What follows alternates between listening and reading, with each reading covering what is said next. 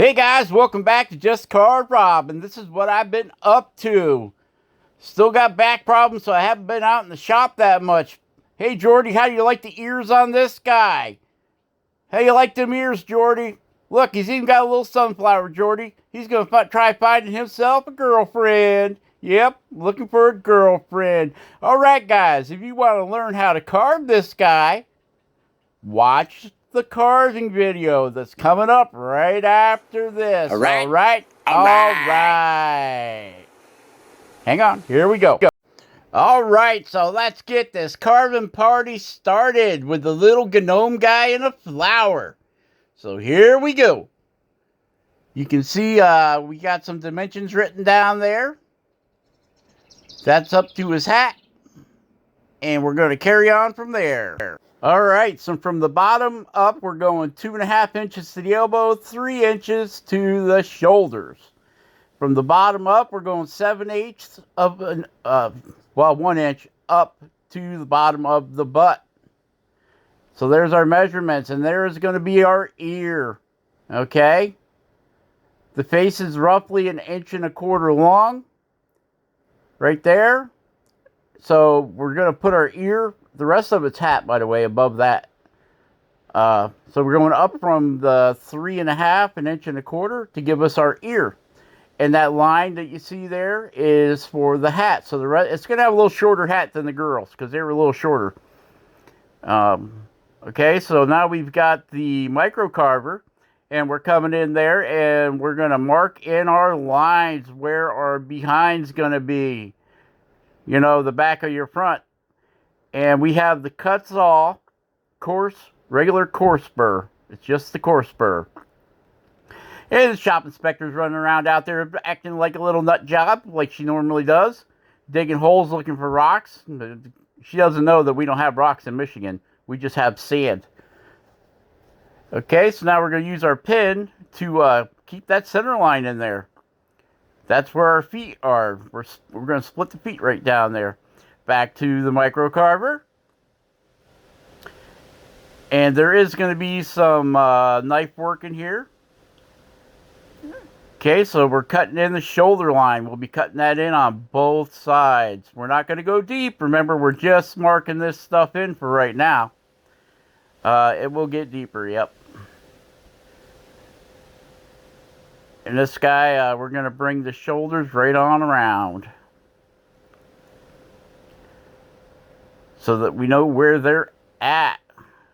Oh yeah, Jordy, me and Jordy's been having the thing about ears, right? Wait till you see the ears. Well, if you watch the beginning of this, you already see them big honking ears I put on this guy there, Jordy. Them great big ears. How you like them ears, brother? Oh, yes, we're having fun just joking around. Yep, one of our little gnome girls has already left home. The poor little guy thought he was going to have himself 3 girlfriends, and he only wound up with 2. Yep, the one left home, the little brown-haired girl. She decided to leave home and go live in Kentucky. All right, so you can see how we're leaving that wood for those ears. That's how we're going to get those big ears. So you just want to leave the wood alone where the ears are going to be located at. All right, so we have now gone into hyperspeed. Don't want this thing to be 5 parts long. I'm hoping I can get away with 2. Just 2 parts to the gnome. And I'm sorry, Michael, but there is no painting video on this one. My back is only allowing me a certain amount of time out in the carving shop, which also doubles at the paint shop. So, nope, didn't record it. Sorry. All right, we whipped out the big 2.5 inch OCC carving knife. We're going to just slab that stuff right off from here. Get it out of our way. And, yeah, you end up removing it. Even though this is only 1 by 1, you end up taking off a lot of wood here, guys. A lot of wood. And I'm outside and the birds are chirping and it's a beautiful day. I should be out fishing, but guess what? I'm not going to be doing that for a while. The rocking of that boat just destroys me. So we're just going to go ahead and take the knife and work this guy down a little bit. Once again, we thank Ben over at Studio on the Lake for this basswood that we're carving here. And okay, so we're going back around with the knife. We're doing a little selective surgery going on there. Getting the face trimmed in. Trim that hat down. Keeping the center lines in there. Keeping the center lines in. Working around those ears. Trying to leave the wood that we have earmarked. Get it? Earmarked for the ears. Knock, knock, knock. Oh, terrible, terrible. Yep. So we're trying to leave our earmark wood alone. Where our wood's earmarked for our ears. Is it earmarked? Yes. Yes. We have to leave that ear real estate alone. Our wood there. So now you can see that's the back side of the head. We cut in behind the ears there. Just in case you're wondering what's going on. Now we're cutting in the back of the neck. See that angle? We're cutting in the back of the neck there. And we're tapering it. We're feathering it back on an angle about 45 degrees or so. Don't got to be perfect. And you got to watch up front there, guys, so you don't accidentally remove too much wood away from the shoulders. If you get your shoulders too deep, then your beard comes out looking crooked or funky. Your beard will end up looking like an ice cream cone. So pay attention to that. All right. We still got that kutzall burr in there, that flame burr, of course. The micro carver does not particularly like the kutzall extreme burrs. Okay. And if I do use them in this, most of the time I'll use the saber tooth burrs just because they're less aggressive. Even they don't call them extreme, they call them extra coarse. They're less aggressive than the kutzall burrs. The kutzall burrs have real long porcupine spikes all over them, and the saber tooth burrs the porcupine spikes are about half as long, I would say. So they really don't dig in. They do dig in, but they don't dig in like the kutzall burrs. The kutzall burrs have a lot more aggression because of the depth that they can cut. By the depth of their little porcupine spikes. So they're both good burrs, but if you want a lot of material removal, kutzall extreme. The micro carver does not like the extreme burrs.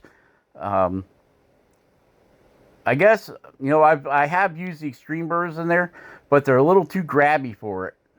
They're a little too grabby for the micro carver. So I did pick up one of those, it's a flame burr, but it's more elongated that I use. And the only one I could get was the 132nd. All right, and we're using the knife, cutting that hat down. Now we've gone back to the micro carver. And we're using that 132nd flame burr. We're starting to cut his arms in. We're doing the crook of the elbow there. The bendy part of your elbow. That's what we're doing. And we're taking it up by the ear. We're cutting the little sideburns in already.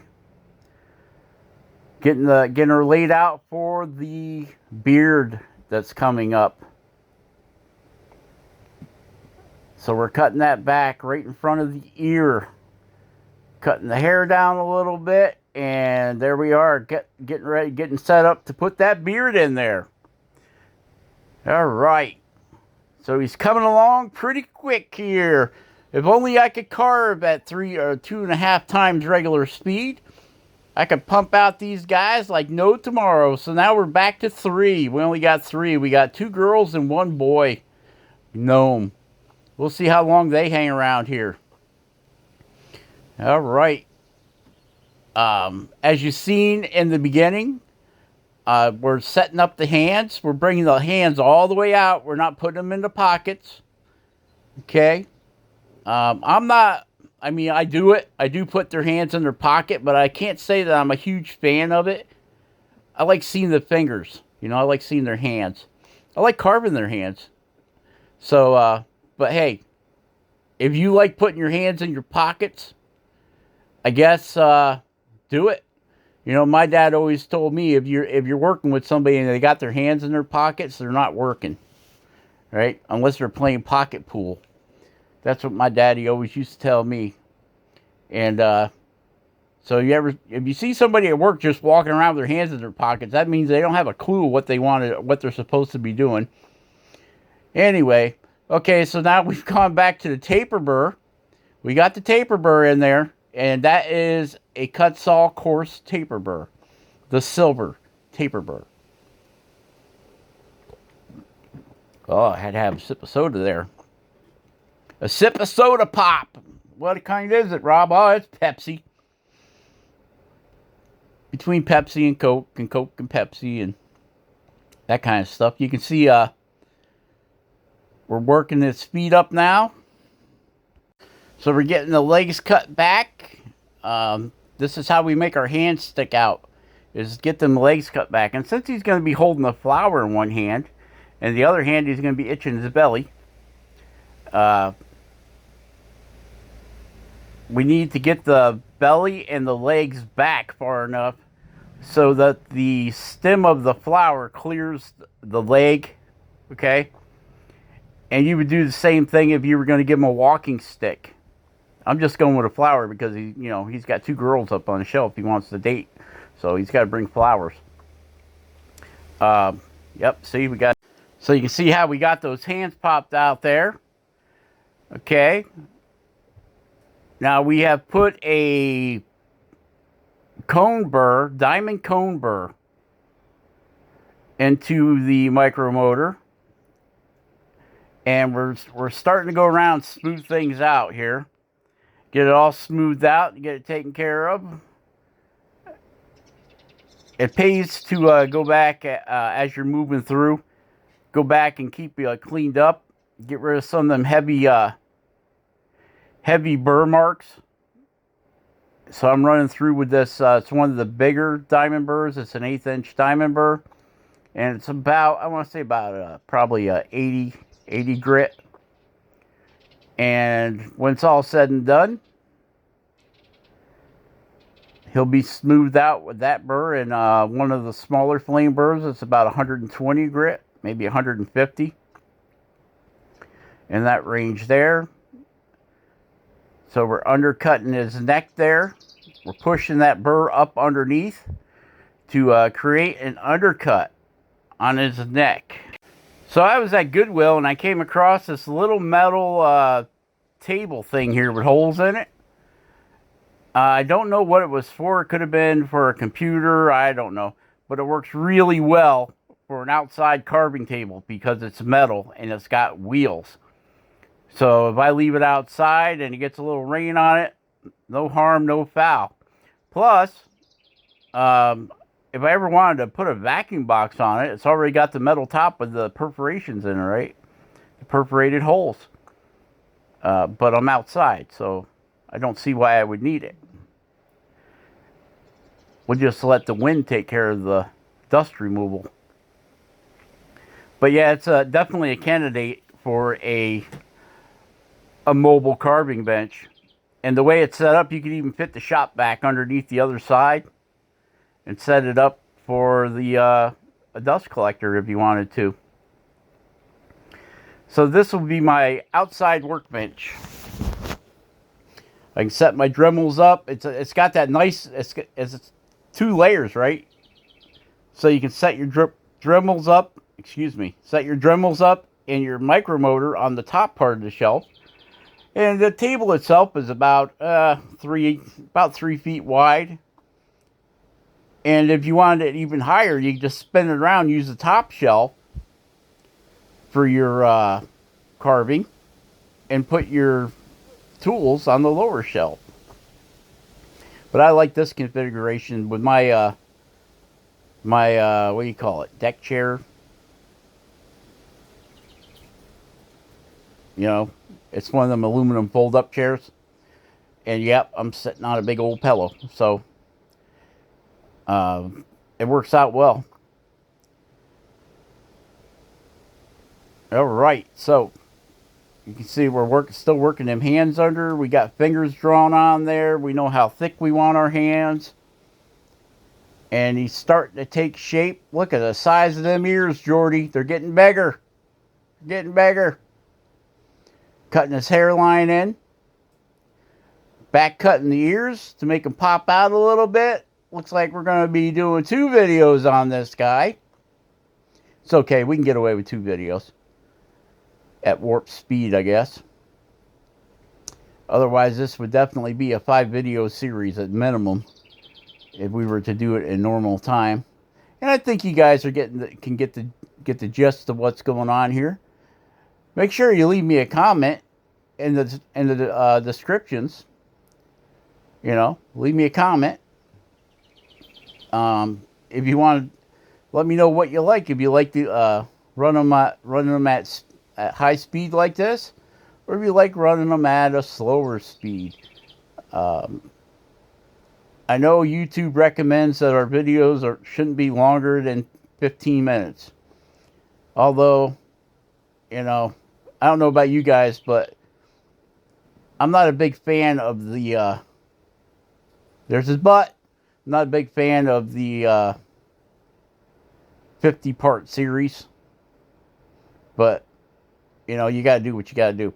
So we're drawing in the feet there, or the split in his legs. And so we're using a knife to do that, because I want to keep that kind of fine-tuned.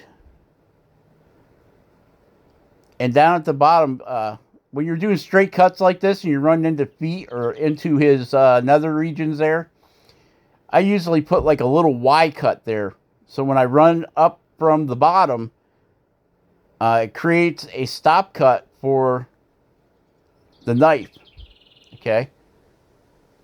So now we're going in there with that little diamond and we're cleaning up the cuts a little bit. Down in there, between his feet. I think that was a diamond. Okay, now there's his bigger diamond. There's the cone-shaped diamond. And we're going to go back and smooth his legs out a little bit. It's always a hard decision on which side to put the camera on, because this metal thing doesn't have, I don't have my overhead camera rig out there, because it's kind of attached to my other table. I guess I could make another one to hang off from the back of this. Wouldn't be that, well, it wouldn't be fun to make, but I can make it. You can do it! Yes, I can! You can do it! Alright. So, you can see we're working on his belly. We're going to give him a little belly. This guy's going to be kind of skinny because we need the room for the hands. Right? I guess I could have gave him a little more belly. But, it is what it is. You know, wood carving is a subtractive art. Once you subtract it, you can't put it back. Alright, guys. That's it for this one. So share, subscribe, like, leave a comment below. I really like reading the comments. And remember, use the code CARVEROB in all caps. And you can save yourself 5% on your next kutzall burr order. Alright? Alright. So, be awesome. Carve something awesome. Carve every day if you can. And we will catch you on the next one. Alright, guys? Alright.